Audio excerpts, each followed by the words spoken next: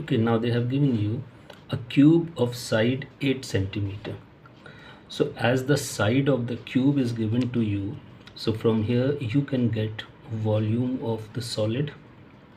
It's a cube, so it will be 8 cube. So this will give you volume of the solid. So we have got volume of the solid as 512. Okay, then after this they have given us relative density. So they have given you RD of solid. RD of solid given is 10.6. Now remember, whatever is the RD of a substance, same is the density of the substance. So RD of solid is given, so same will be the density of solid, but in CGS system. So we can write it as 10.6 gram per cubic centimeter.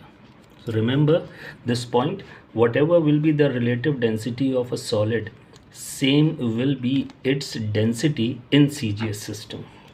So we have written density of solid.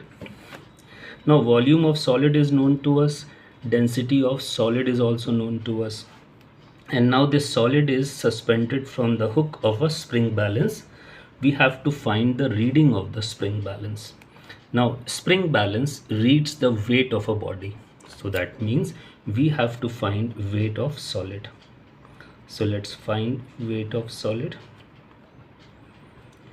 So for getting the weight of a body, we must know its mass. As the mass of solid is not known to us, so this mass can be replaced with volume of solid into density of solid. Volume of solid is known to us, 512. Density of solid is also known to us, 10.6. Now we are not going to use the value for gravity. So if we are not using the value for gravity, that means we will be getting weight in gravitational unit. So we are going to get weight in gravitational unit, that can be kgf or gf. It all depends whether volume and density are used in SI system or CGS. So you can see volume and density both are used in CGS system. So the weight will be in gravitational unit in CGS system. So when we multiply these two, we are getting 5427.2 and the gravitational unit gram force. Hope this much is clear to you. Now moving on to the next part. The next part says the cube is now completely immersed. Now as the statement says that cube is completely immersed. So remember, whenever a body is completely immersed, then volume of the liquid displaced is equal to volume of the solid. So volume will be 512. So this will be volume of the liquid displaced. Now they have given you a relative density of the solution. So they have given you relative density of liquid. Relative density of liquid is 1.4.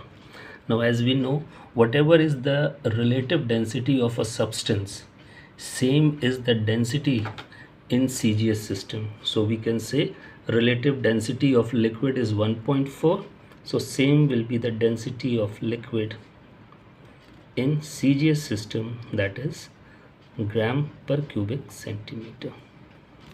So we know weight, we know volume of the liquid displaced, we know density of the liquid. So from here we can get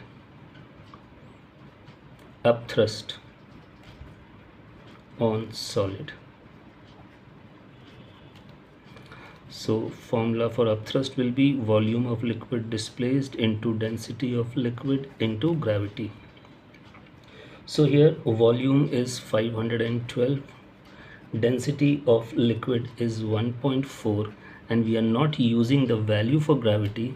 So we will be getting a result in CGS system in CGS but in gravitational unit. So it will be 716.8 gram force. So remember, if you use the value of gravity, then you will get force in absolute unit, maybe in Newton, maybe in dyne. But if you don't use value of gravity while calculating the force, then it will be in gravitational unit. So we have got weight of the solid, we have got upthrust on the solid. Now if I subtract it, I am going to get apparent weight.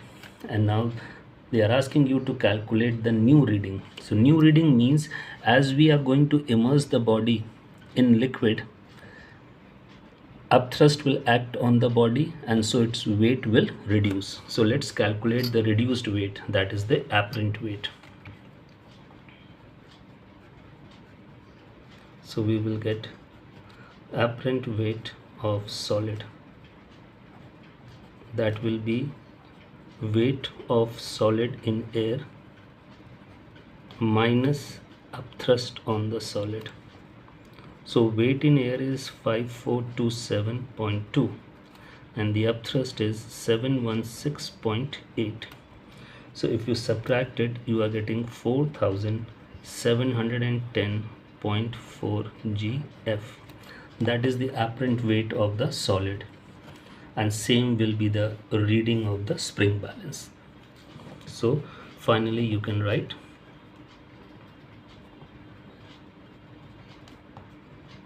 reading of spring balance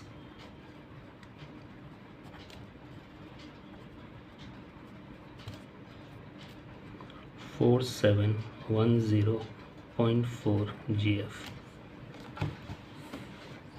This is clear to you now?